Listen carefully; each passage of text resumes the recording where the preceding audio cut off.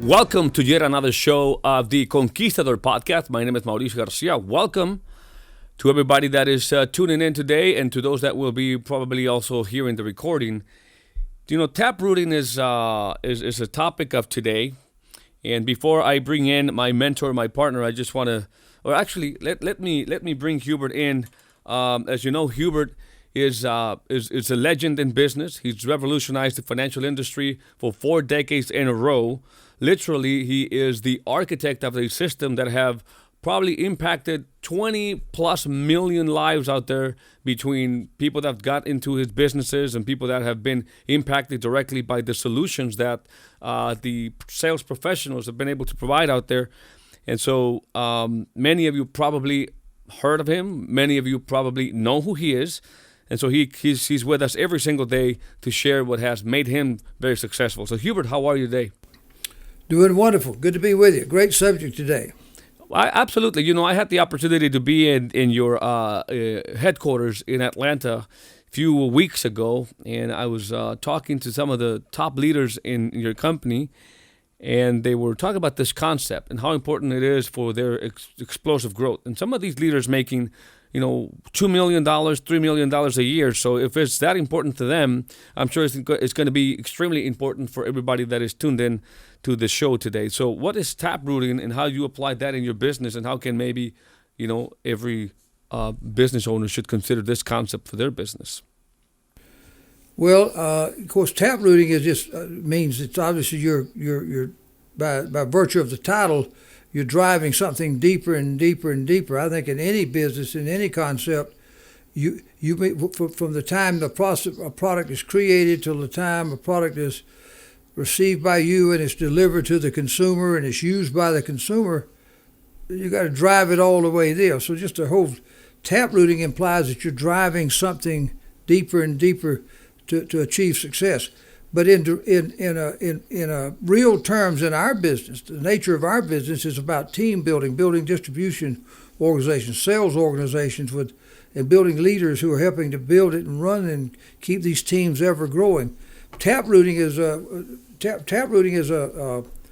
of an igniter.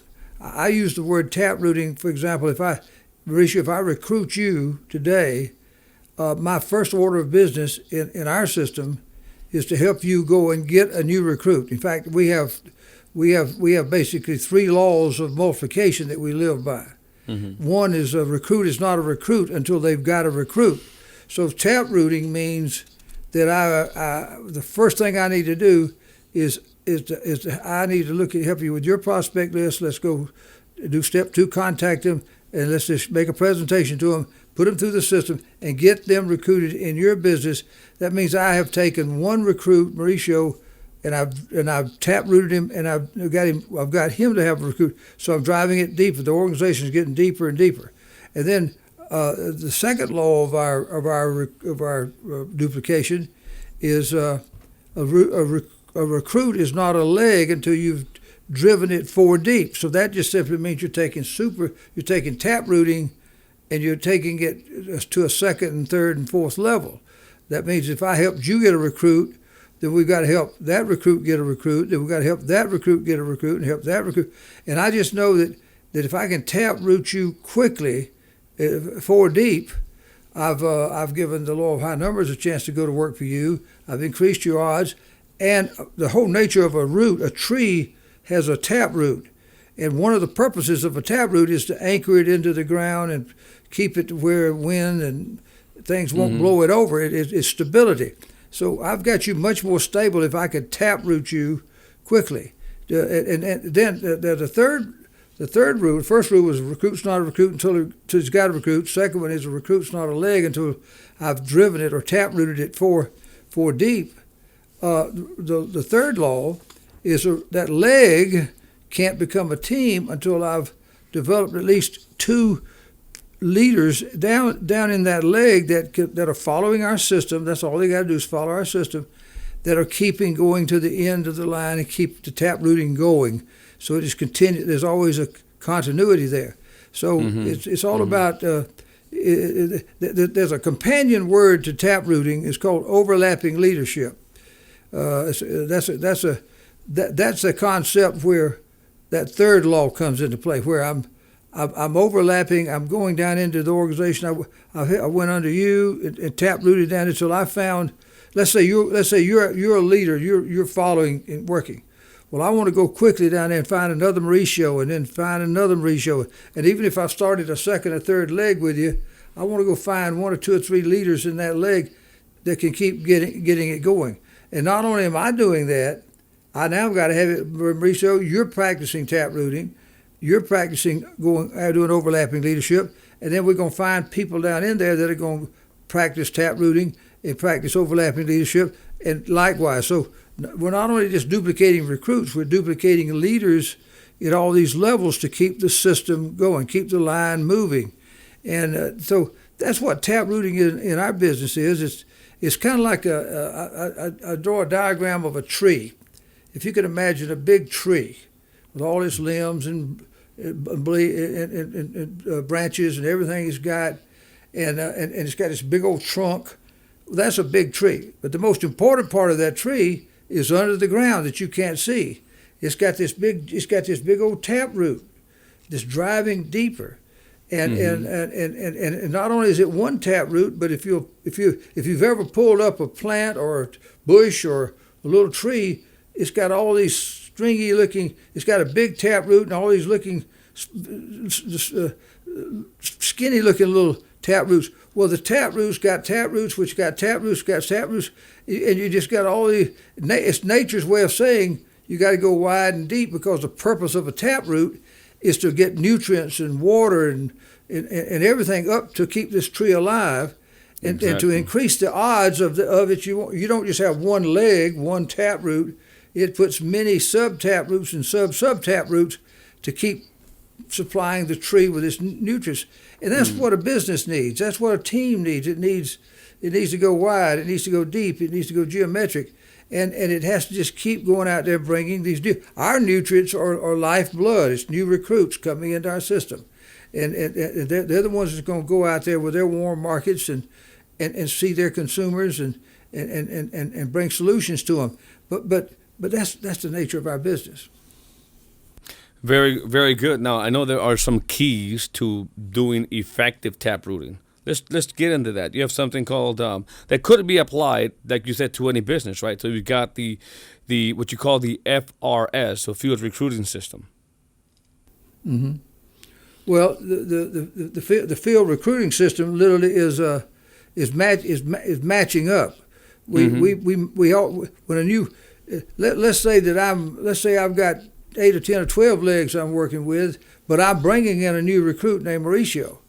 Well, if I can't do all the work, I'll do some of the work with you. I'll go take one of my matchup guys, my field recruiter, field trainer type people that are licensed and trained, and maybe they're building their own team and they're using a sideline kind of guy. Whoever it is matching up to keep that force of nature going, to keep that law number 1 and law number 2 and law number 3 going in duplication. That's what it means. And all the while that we're doing it, we're developing those people into new field trainers and field recruiters themselves, who are developing field trainers and we're perpetuating the training program parallel to the development of the growth of the teams. Yeah, the reason I bring these key to taprooting is just to get deeper into it. You have it here in your system, which as the irrigation system, right? So we need these keys in order to be effective when we are applying this taprooting strategy for growth and to keep a company healthy and organization. And then you have the CPC, which is, I think we've had a show just on that alone, and we'll probably ask Andres to put a link in here for them to see it. But there's this thing called CPC, which is key when you're taprooting. Well, it's constant personal communication. That's what CPC is, right. And it's not only does it affect taprooting. Once you're taprooting and building a team, even while you're continuing taprooting, your other teams there need to have constant communication. You need to constantly talk to them, train them, teach them by way of technology, by way of Zooms and all kinds of ways you communicate with them, personal calls, personal meetings, training sessions, big conventions, by anything any way you can communicate with somebody. It could be training ideas. It could just be good news. It could just be encouragement. Sometimes just communicating with somebody with encouragement is the best thing you can do for them. And so I'm just saying that constant personal communication is it's like a farmer. If a farmer just puts a little plant into the ground into a little furrow, and just sort of sits it there, and puts a little dirt around it, that it may or may not take root. But the smart farmer is going to get his little spade, and he's going to dig deeper under it. He's going to dig deeper, and he's going to try to get the roots a little deeper into the ground, and so now it's a little more stable. And then later, when he's coming back to put fertilizer and water, he doesn't just go throw the fertilizer out around the base of the plant or the tree. He goes and he digs deeper to make sure that some of that fertilizer is getting passed on down as deep as he can get it toward those other the roots is deeper and deeper in the ground, because the fertilizer, if it can get to everything, that's sort of what you're trying to do here with your communication, and you match up with your trainers and all the things you're trying to do here. It makes it happen. But the number one thing about taprooting is just in and of itself is repeat number one. If you repeat number one over and over and over again, you're doing number 2 and 3, and you're doing constant communication. You're doing everything else. If you just make sure that every new recruit, if I recruited you, who recruited somebody, and it's 6 deep down there. If me or somebody makes sure that that's number 6, it's not a recruit until it's got a recruit, then all of a sudden we've got number 7. See what I mean? Then if we go to number 7 and help them get a recruit, we're doing the first law over and over. It's repeating that first taprooting step over and over by different people at every level. Wide, deep.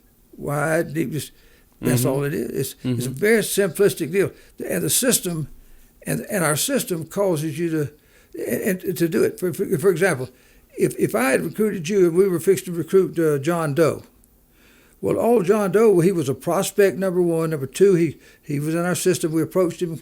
Number 3, we showed him presentation. Number 4, we followed up with him, put him through the filters. Number 5, we got him into the business, flowing, got his prospect list, got him matched up, we're going out to get him some recruits. So what I'm saying is that taprooting is nothing but taking a new recruit and getting him a new person through the 6 steps and 8 filters, so that person becomes a recruit. And then likewise, we go through the same thing. So the system is what causes you to taproot. You know what I'm saying? It's the vehicle of taprooting. Right. Yeah, so by following it, you're basically just doing it, but you have to be aware of it and understand the concept. Maybe I don't know, I could be jumping to a wrong conclusion. Maybe a lot of people that are listening to the show saying, well, because we use a lot of analogies of how this is, and not just to help you understand how nature itself is kind of built this way. That's how you put it. So last thing is reverse taproot. Let's elaborate on that concept to wrap it up. Well, a reverse taproot is literally sometimes the person down at the very bottom literally is your biggest person. You taproot, and you go down to the end of that taproot, and what it does, the success of that person at the end is so strong that it just motivates the person above him and above him, and all the way back up the chain. I've seen most of our great superstars have come from taprooting. We reached it because we got somebody who I came into the business. I literally got into financial services with Art L. Williams because. And they didn't even know what taprooting was. It was not even a concept. It just happened. A little part-timer who who was a son of a friend of mine at church. He and I were concerned about this guy. The father said, "Hey, he wants to come by and see you. I have no idea what he's doing, but would you want to talk to him?" I said, "Sure, let him come by. You and I will, and I'll let you know what all was going on," because we were hadn't seen him in a long time. Well, he comes by. Basically, I get into the business. Okay. Well, he was a recruit who had a recruit named Hubert Humphrey, and he didn't even know he had a recruit. He didn't even know he could recruit. He was accidentally, but it still was happening.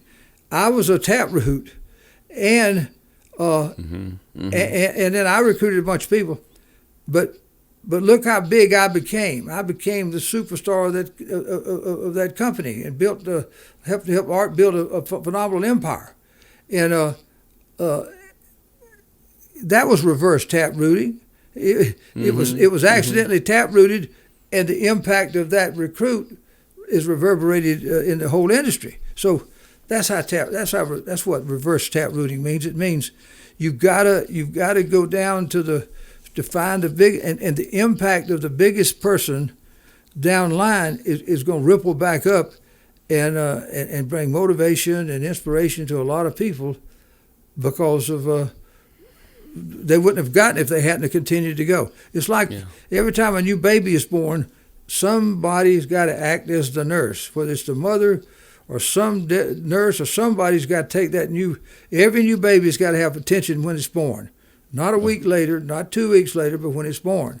And somebody's got to go always to the end of that next new baby, whether it's coming in wide or coming in deep. That's what this whole taprooting and concept is all about. Yeah, so effective taprooting could literally change an industry. Well, it did. Exactly. If we'd have never taprooted, I'd have never had my superstars. I'd have never had Swan Wind. I'd never had most of the big superstar leaders that we built came in 2 and 3 and 4 generations or deeper. Right. In business, it's another prospecting tool. To be honest with you, it's causing a new recruit to have. We look at his prospects and help go get them in, and of course then they've got prospects, and then we help them get some of their prospects in who have prospects. So it's nothing but a magic of compound prospecting and approaching and recruiting those prospects. Yeah, but like you said, to keep a tree alive, it needs irrigation system. It needs a way of feeding the business, and so that's the importance of the taprooting and understanding that concept. It is the root that brings all the nutrients and everything back up to the big tree. Well, that's why most businesses die, because they get no nutrients coming up. They plant the tree and there's no taprooting. There's nothing down there. Most sales organizations are linear in nature.